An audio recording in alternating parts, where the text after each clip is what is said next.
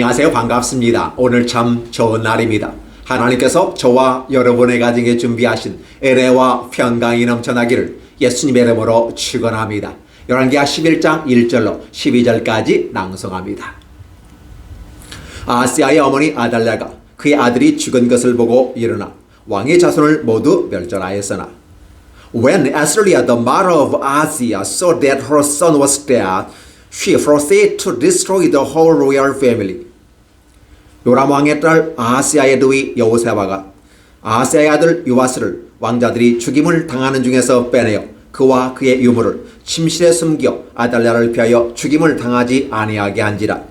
But Jehoshaphat, the daughter of King Jehoram and sister of Ahaziah, took Joas, son of Ahaziah, and stole him away from among the royal princes who were about to be murdered. She put him and his loss in her bedroom to hide him from Athaliah, so he was not killed. 요아스가 그와 함께 여호와의 성전에 6년을 숨어있는 동안에 아달랴가 나라를 다스렸더라. He remained hidden with his nurse at the temple of the Lord for 6 years while Athaliah ruled the land.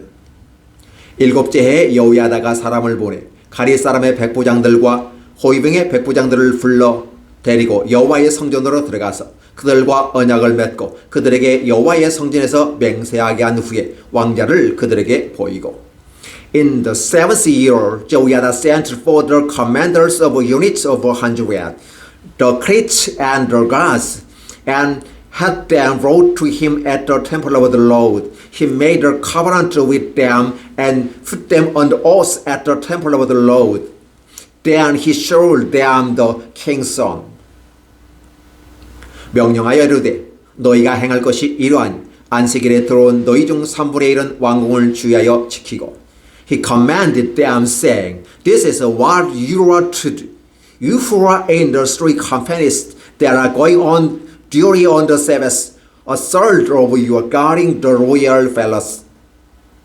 3분의 1은 수르문에 있고 3분의 1은 호위대 뒤에 있는 문에 있어서 이와 같이 왕궁을 주의하여 지키고 A third at the through gate and a third at the gate behind the guard, who take turns guarding the temple.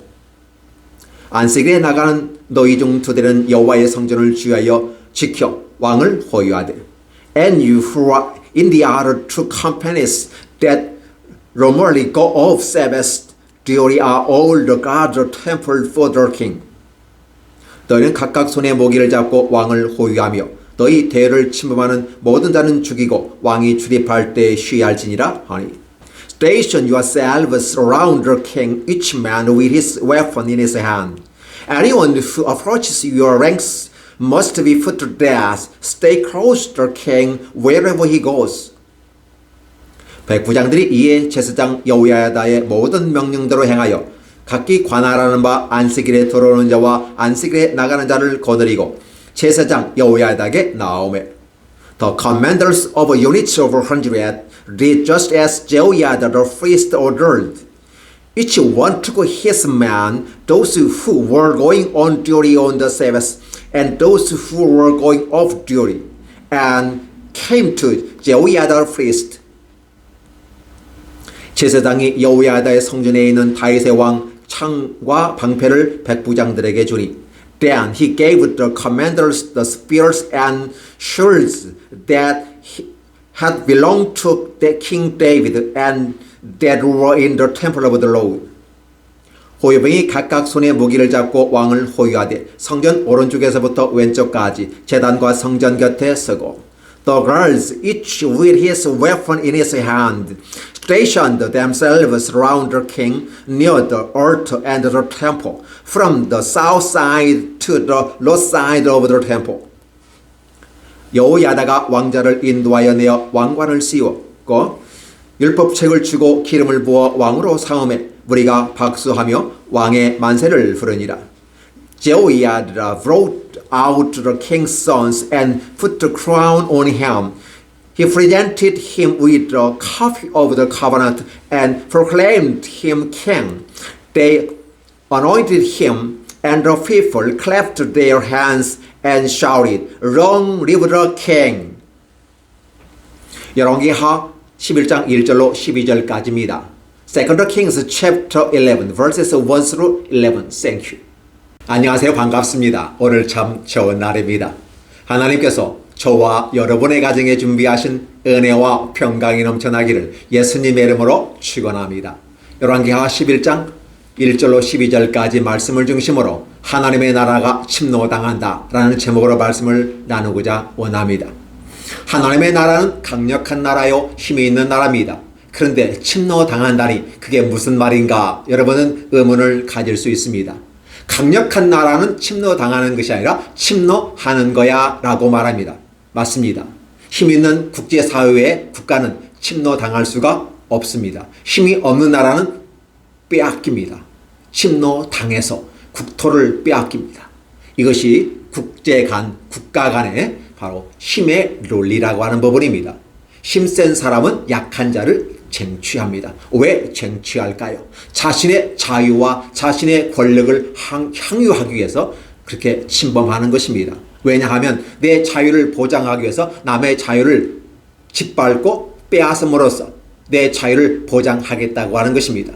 그러면 내 자유는 괜찮고 남의 자유는 짓밟혀야 되는가? 라는 질문을 하면서 토마스 홉스는 만인 대 만인의 투쟁을 통해서 이러한 일들이 우리에게 벌어진다고 말합니다. 맞습니다. 그래서 어렸을 때 우리는 땅 따먹기라는 그런 놀이를 하고 지낸 적이 생각이 납니다. 어렸을 때 어떻게 땅 따먹기 할까요? 여러분은 많이 기억하고 계실 것입니다. 넓은 공터를 두 친구가 이제 선을 그었습니다. 네모로 그었던 동그라미로 그은 다음에 양쪽 끝에서 이제 출발합니다. 선 한 뼘 정도의 모습에서 부채꼴 형태로 그은 다음에 내 돌멩이를 그 안에서 출발시켜서 3번의 튕김으로써 안으로 내 땅으로 들어오면 내가 그 땅을 차지할 수 있는 게임입니다. 그래서 많은 땅을 차지한 쪽이 승리하는 것이고 어렸을 때 시골에서 놀만한 어떤 게임이나 놀이 문화가 없기 때문에 그런 것을 하고 지낸 적이 있습니다. 그런데 오늘 성경을 보면서 이런 땅 따먹기 중에서 침노당한다는 느낌을 받습니다. 우리는 이 세상을 바라볼 때 어떻게 바라볼 것인가? 교회에서는 이렇게 말합니다. 하나님의 나라와 마귀의 나라, 세상의 나라로 말합니다. 그래서 이분적 구조를 가지고 얘기합니다. 검은 것이 있으면 하얀 것이 있다. 우리는 청백팀으로 나눈다든지 항상 두 개로 나누게 되죠. 하늘이 있으면 땅으로 나눈다. 이런 기본적인 원리입니다. 그래서 이 세상을 이해하는데 반드시 이분법적인 것이 정답은 아니지만 상당히 이해하는데 도움이 됩니다. 특히 하나님의 나라와 마귀의 나라가 그렇습니다. 그런데 마귀가 더 세서 하나님의 나라를 침노한다는 말인가? 라는 것을 여러분들은 보게 될 것입니다. 자, 드디어 하나님의 나라가 침노당한다는 말을 합니다. 오늘 본문에 보면 그렇게 나옵니다. 아하스야의 어머니가 아달랴라는 이름인데 그의 아들이 죽습니다. 그러니까 그 아들이 죽었으면 어떻게 할까요? 할머니로서 손자들 중에서 왕위를 세워야 하지 않을까요?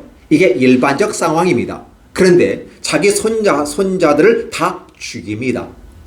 대체적으로 보면 에후가 오므리 왕자들 70명을 죽이는 경우는 있었습니다. 그런데 자기 손자들을 직접 죽이는 일은 없었습니다. 그게 아달랴입니다.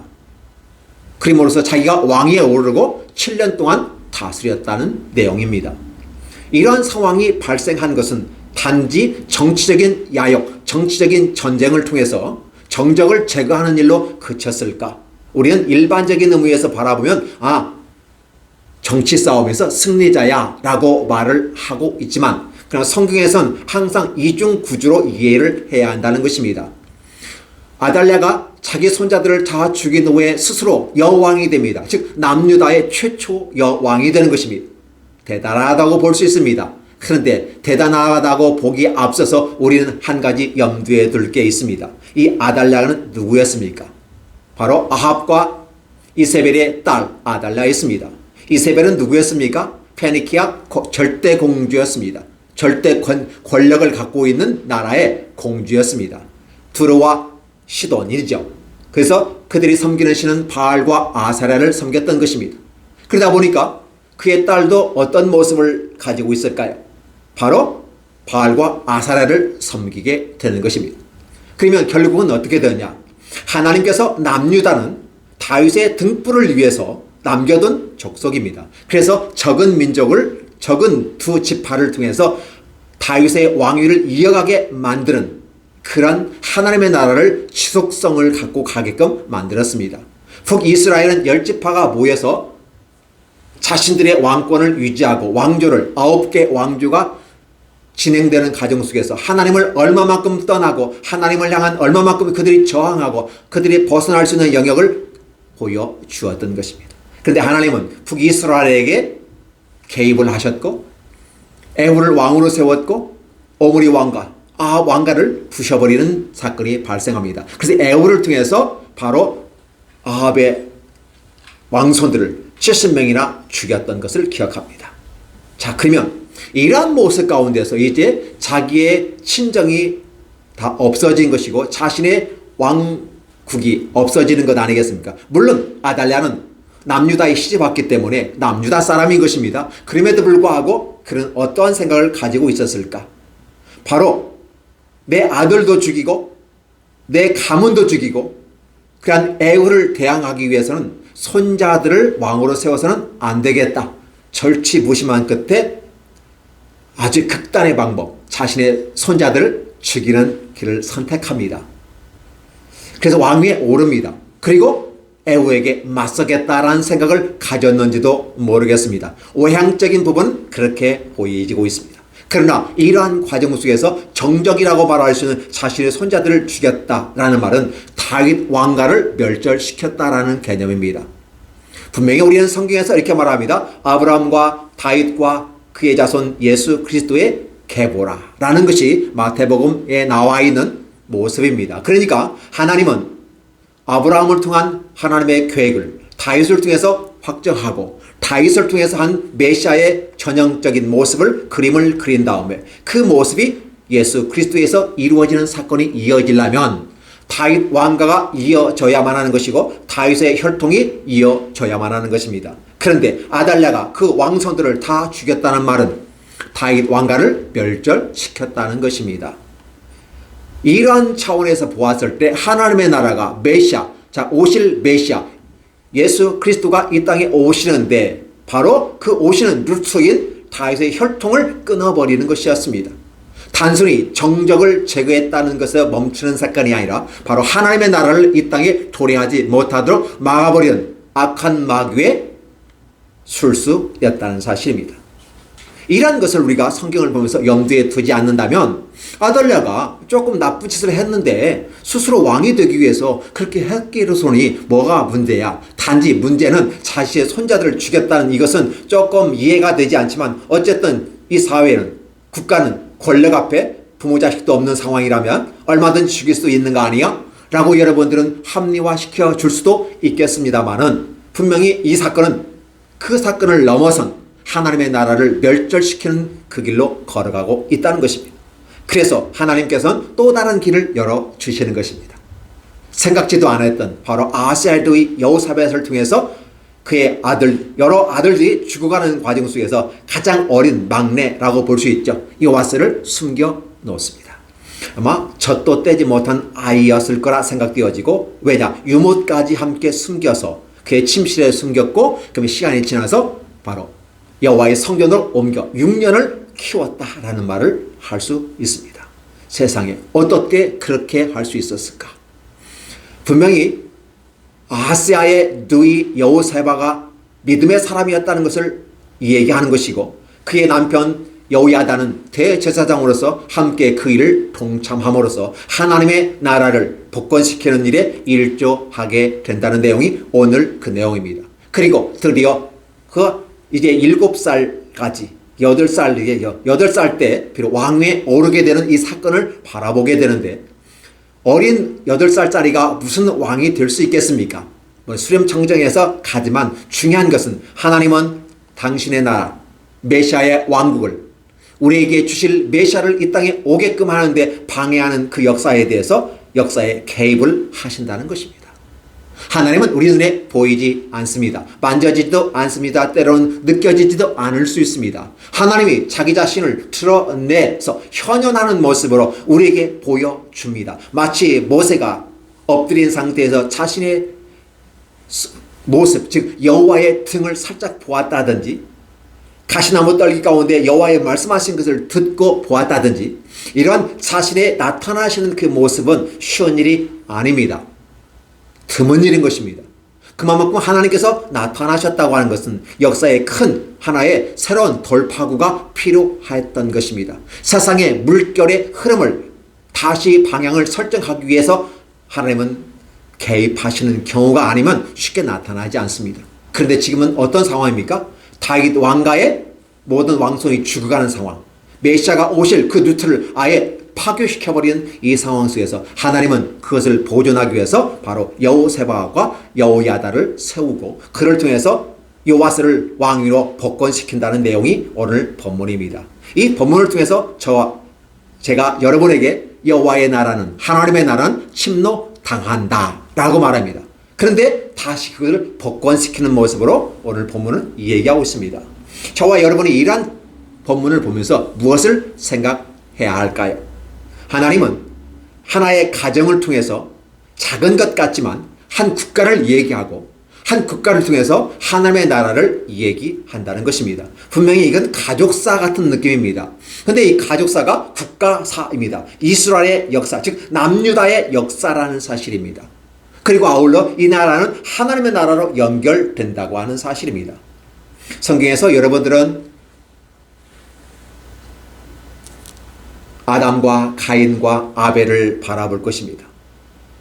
작은 것 같지만 가난한, 아니면 하나의 작은 그러한 가정의 역사가 인류의 역사가 되었다는 사실을 기억하십시오. 하나님의 나라도 확대시켜서 볼 수 있으면 그렇습니다. 그래서 작은 것이지만 하나님은 그걸 통해서 자신의 뜻을 드러나는데 사용하게 되는 걸 볼 수 있습니다. 아브라함의 역사가, 여러분들은 가족 족장의 역사가 창세기에 시작됩니다. 왜 아브라함과 이삭과 야곱의 그런 역사를 펼쳐갈까? 특히 아브라함의 역사 속에서 바라볼 때 그의 아내 정실 부인 사라가 아이를 낳지 않습니다. 못 낳습니다.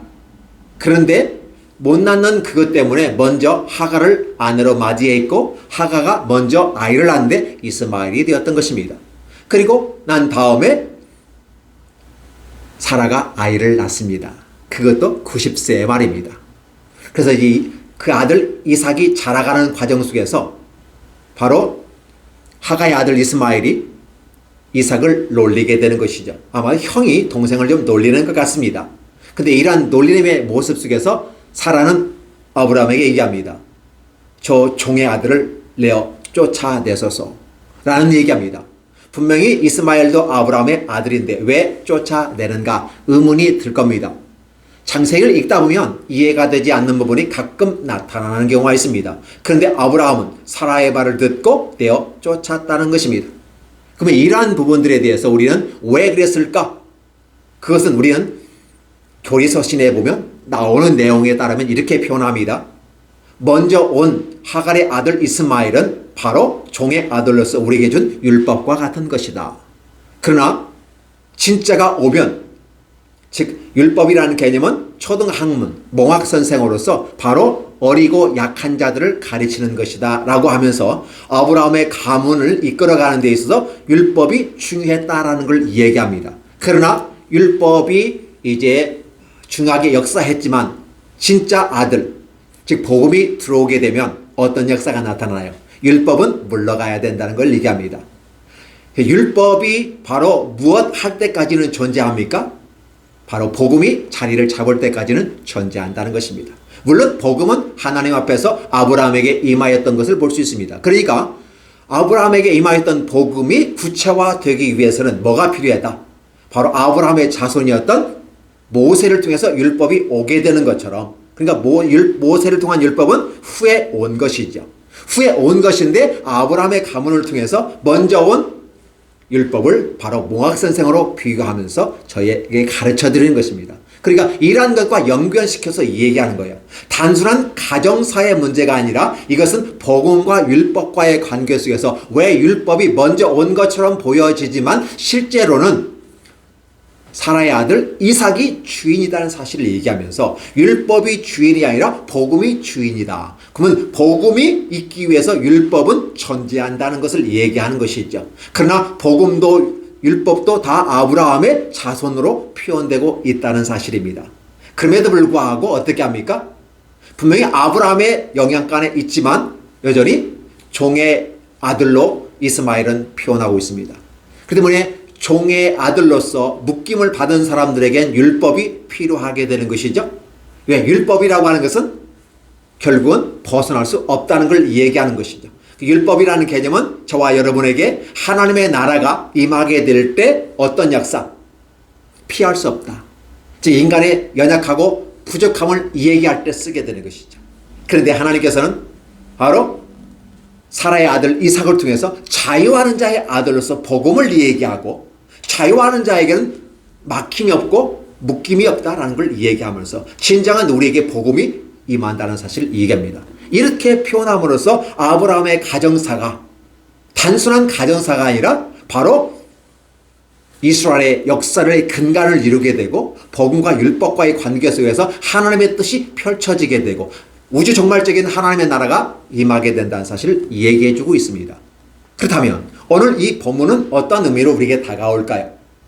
바로 이 아달랴가 그의 아들의 죽음을 보고 자신의 자손들을 다 죽여서 왕권을 쟁취했다고 하는 한 단순하게 바라볼 것이 아니라 이 사건은 바로 하나님의 나라가 임하는 그 왕의 메시아가 오시는 그 루트, 그 길을 잘라버리고 막아버리고 분쇄시키는 이런 역사가 나타난다는 사실을 보여주기 위한 것이죠. 그래서 이건 단순한 하나의 가정사가의 문제 아니라 국가적인 문제이고 이것은 하나님의 나라와 관련됐기 때문에 하나님은 개입할 수밖에 없었다. 그 길이 막혀지고 폭발되는 모습은 하나님이 막으신다라는 사실을 얘기합니다. 비슷한 사건도 있죠. 메시아가 이 땅에 오셨을 때 헤롯 왕을 통해서 동방박사에게 들은 그 시점을 물어본 다음에 2살 아래 아이들은 다 죽여버리는 것입니다. 예수님도 죽어야만 했던 것입니다. 그런데 하나님의 천사가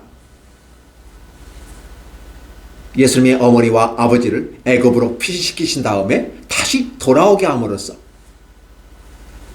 죽임을 당할 수 있는 메시아가 이 땅에 온 그 모습 가운데 죽임을 당해서 메시아 역할을 못하게 막아버릴 수 있는 그 시점에서 하나님은 그들을 살리셨고 개입하셔서 도와주셨고 다시 돌아오는 그 길까지 인도하셨다라는 사실을 여러분들은 보게 될 것입니다. 그러니까 지금 오늘 앞으로 오신 메시아가 어떻게 고난을 당하시고 힘든 과정 속에서 애국까지 피신했다가 다시 돌아오는 그 와중 속에서 있었는지를 오늘 미리 보여주는 것입니다. 그러니까 예수께서 이렇게 모습으로 오실 거다라는 걸 얘기해 주는 거죠.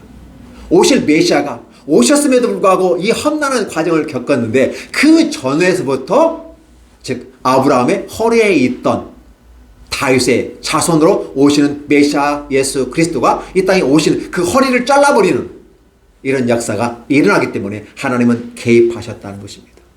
그 때문에 오늘 저와 여러분은 이 작은 하나의 가정의 역사가 한 국가의 역사이고 온 인류의 역사라는 사실을 바라보면서 하나님은 저와 여러분에게 무엇을 얘기합니까? 하나님의 나라가 침노당할 때 하나님은 가만히 있지 않는다라는 것입니다. 그래서 자신의 아들이라고 바라볼 수 있죠. 다윗을 위하여 등불로 해준 남유다가 다윗의 가문으로 그 혈통으로 이어가게 만들어가는 그 과정 속에서 하나님은 개입하셨고 도와주신다는 것입니다. 제가 오늘 이 말씀을 갖고 나온 이유는 한 해가 시작되는 이 시점에서 다들 힘들고 어려운 과정에 있습니다. 새해는 밝았는데 무슨 계획을 세워야 되는지 막막하게 보일 때가 있다는 사실입니다. 과거의 사건을 얘기하자는 게 아니라 그 모습 가운데 하나님께서는 하나님의 나라를 위해서 개입하셨다면 오늘 저와 여러분의 마음속에 임한 하나님의 나라가 부셔지고 망가지고 울며 괴로워하며 슬퍼하는 그 모습에 있을 때 하나님은 저와 여러분의 마음속에 임재하신다는 사실입니다. 하나님이 우리 인생에 굳이 개입하실 이유가 없어요. 개입하셔도 안 됩니다. 그런데 하나님은 개입하시는 경우가 있는데 언제? 하나님의 나라가 부셔지는 건 막아버리기를 원합니다. 저와 여러분의 마음속에 하나님의 나라가 부셔집니까? 무엇에 의해서? 좌절과 낭만과 슬픔과 괴로움 때문에 희망이 없어서 소망이 없어서 낙심좌절을 할 때 하나님은 저와 여러분의 마음속에 하나님의 나라를 재건하기 위해서 바로 저와 여러분의 마음속에 임하십니다. 그분이 임마누엘의 하나님으로 우리에게 오셨다라고 이사야는 얘기했고, 바로 자기 백성을 죄 가운데 구원하실 이 메시아 예수라 하라라고 명령을 내리면서 전해준 이름이란 사실을 여러분 성탄절을 통해서 아셨을 것입니다. 오늘 이 본문도 같은 본문인 것입니다. 맥락은 달리하지만 그러나 역사 속에서 어떻게 메시아가 이 땅에 오시는 그 와중에 하나님께서 개입하시는지, 바로 이게 오늘 저와 여러분의 포인트입니다. 하나님은 저와 여러분에게 사랑한다고 말합니다. 우리들의 마음속에 하나님의 나라를 건설하기 원합니다. 하나님의 나라를 세워가기 원합니다. 세상 사람은 바벨탑을 그들의 마음속에 세워갑니다. 그들의 마음이 하늘에 닿고 그들의 마음이 그래서 그의 이름을 내고 자기의 이름을 드러내는 그런 바벨탑을 한다면 오늘 저와 여러분은 어떤 탑을 쌓아야만 할까요? 바로 믿음의 탑을 쌓을 것이고 소망의 탑을 쌓을 것이고 사랑의 탑을 쌓아야 하지 않을까요? 어떻습니까?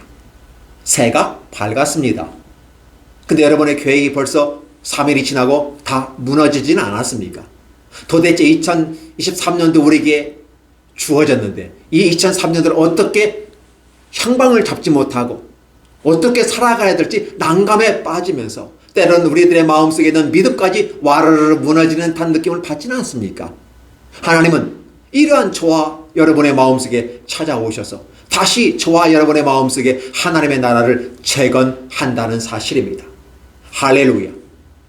우리는 이런 하나님이 계시기에 때로는 우리가 우리의 인생을 살아가며 하나님이 내 인생을 개입하지 않고 옆에서 지켜보시는 분입니다. 파라클레이토스라고 하죠. 옆에서 이 얘기합니다. 그걸 성령님이라고 합니다. 분명히 그분은 내 옆에서 나와 함께 하십니다. 근데 내 삶에 개입을 하지 않으려고 하면 보고 지켜보는 입장이 있어요.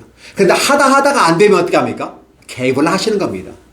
그게 바로 저와 여러분에게 두 번째 맞이하는 이 시점에 하나님은 개입하시길 원하신다는 겁니다.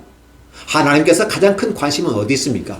저와 여러분이 이 땅에 잘 먹고 잘 살고 부자로 살며가기를 원하지만 그러나 그보다 잘 먹고 잘 살고 부자로 살아가는 그 이면에 여러분의 마음속에 하나님의 나라가 토대를 이루고 세워지고 높아지기를 원하는 것입니다. 그런 말미암아 여러분의 마음속에 하나님의 나라가 왕궁처럼 자리 잡기를 원하는 것이고 하나의 국가가 되는 것이고 하나님의 거할 성전이 되는 것입니다.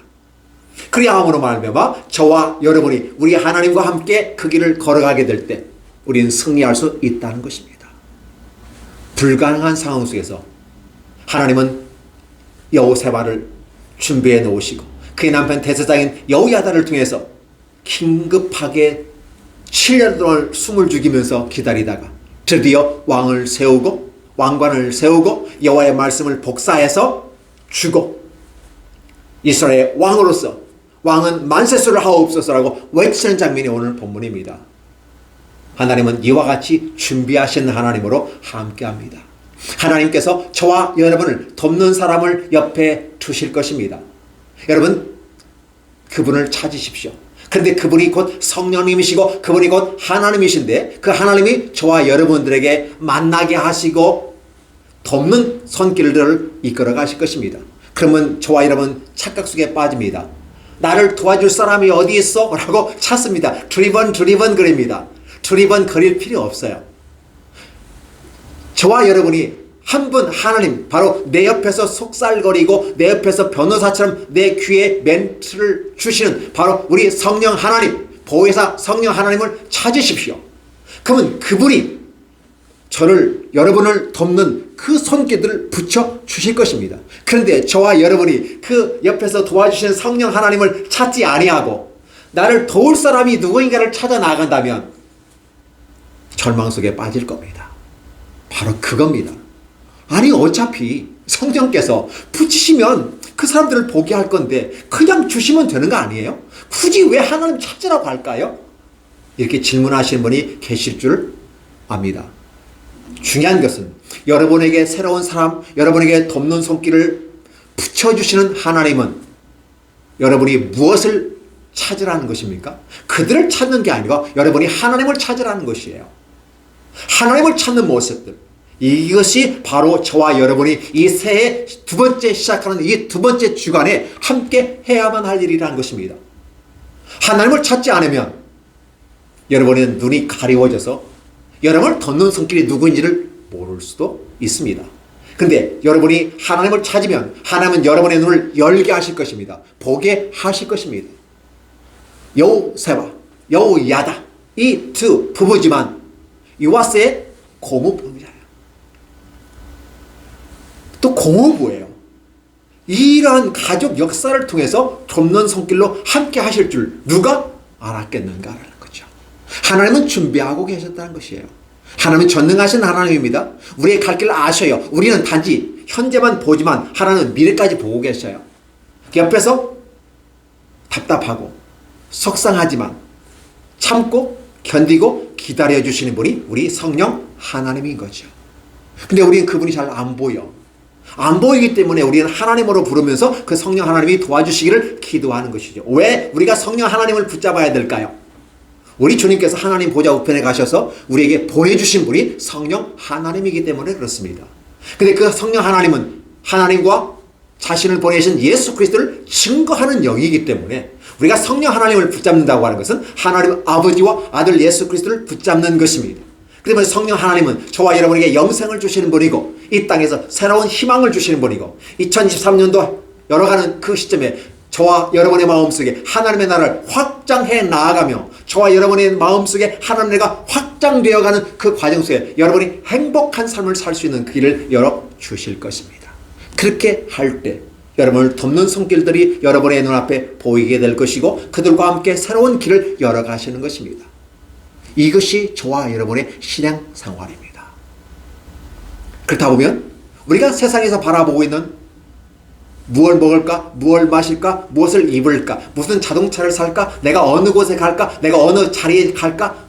자리의 욕심들이 참 많습니다. 그리고 자기를 드러내려고 합니다.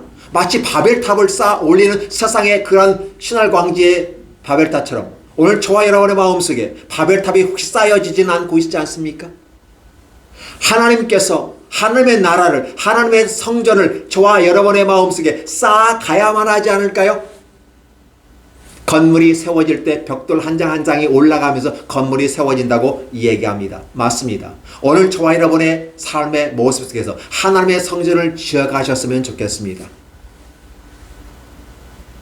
이게 종교적 행위가 아니라 신앙적 행위이고 하나님을 찾아가는 것입니다. 오늘 저와 여러분의 옆에 우리 성령 하나님이 함께 계십니다. 우리가 이 땅에서도 내가 힘들고 어려울 때 사실 가난한 사람은 변호사도 못 써요. 변호사 한 번 쓰려면 300에서 500 정도 줘야 되는데 참 변호사비가 더 나가. 배보다 배꼽이 더 커요. 근데 있는 사람들은 300, 500이 문제가 되지 않기 때문에 얼마든지 쓰면서 자신 나쁜 짓 하는데 다 가려버리잖아요. 근데 그런 변호사 말고 진짜 좋은 변호사, 인권 변호사라든지 그렇죠? 국선 변호사 중에서 월급쟁이 말고 좀 열심히 일할 수 있는 그런 국선 변호사, 그보다 더 좋은 변호사 같은 분이 바로 성령 하나님입니다. 옆에서 파라, 옆에서 크레이토스, 옆에서 내게 조언해 주시는 분입니다. 이분이 성령 하나님이에요. 여러분이 23년도 열어져서 새로운 태양이 떠올라서 희망을 가지고 막 포부를 펼쳐가고 막 가슴을 열고 나가려고 합니다. 근데 막상 나가려니까 나갈 곳이 없어요. 어디로 가죠? 어디로 가죠? 우리는 하나님 옆에 계신 성령님에게 묻고 그분의 도움을 청하셔서 가셨으면 좋겠습니다. 그분이 슬퍼할 때 위로해 주십니다. 내 마음을 안아주십니다. 내 마음을 빛을 열어 주십니다. 성령 하나님은 등불과 같은 존재입니다. 그래서 어둠을 밝히는 신부가 초야를 함께 할 때, 결혼식을 하게 될 때 어둠을 비춘 빛으로 있는 것처럼 우리 성령 하나님께서 저와 여러분의 마음속에 성령의 빛을 비춰 주시게 됩니다. 조명이라고 하는 것은 길을 제시해 주는 것입니다. 그러면 이 세상에서 여러분의 길을 찾지 못할 때 어디가 길이냐고 묻습니다. 어디가 길이냐고 묻습니다. 진짜 어디가 길이냐고 묻습니다. 이 세상에 대답해 줄 사람이 아무도 없습니다. 때로는 현인들에게, 철학자들에게 길을 물어도 자신들도 모르는 길이 많아요. 자신도 자신의 인생을 어떻게 살아가야 할지를 모르는 사람이 많다는 것입니다. 근데 우리 성령 하나님께서 저와 여러분의 길을 안전하게 하나님의 나라로 이끌어간다는 사실을 기억하십시오. 하나님의 나라와 이 땅 사이에는 조금의 간격이 있습니다. 여러분은 이 현실을 살아갑니다. 이 현실의 눈앞에 미세지간 것만 찾아보고 나가다면 여러분은 길을 잃을 수 있습니다. 근데 거시적인 차원에서 하나님께서 바라보는 그 길로 여러분이 거시적인 안목을 가지고 나아가면 놀라운 역사로 여러분의 삶을 살아가며 방향을 잊지 않고 나갈 수 있음을 기억하셨으면 좋겠습니다. 새해 두 번째입니다. 여러분 어떠한 계획을 세우셨습니까? 그리고 또 세우실 것입니까? 혼자 세우지 마시고 성령 하나님과 함께 하십시오. 그리고 울지 마시기 바랍니다.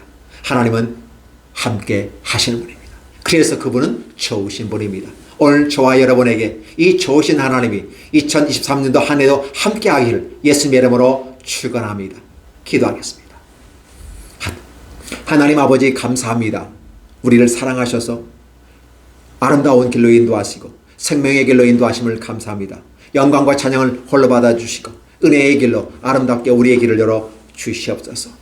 하나님께서 우리와 함께 하심을 깨닫게 하시고 2023년도 한 해 우리들의 마음의 천국이, 우리들의 마음의 평안이 넘치는 아름다운 세계로 걸어갈 때 우리 성령 하나님의 아름다운 인도하심을 바라보면서 우리의 인생을 이끌어 가실 때 우리를 돕는 손길을 베풀어 주시는 하나님을 바라보게 하옵소서.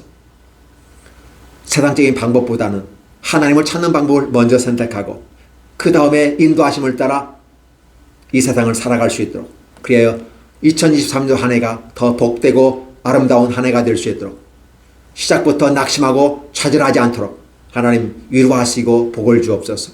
예수님의 이름으로 기도하옵나이다.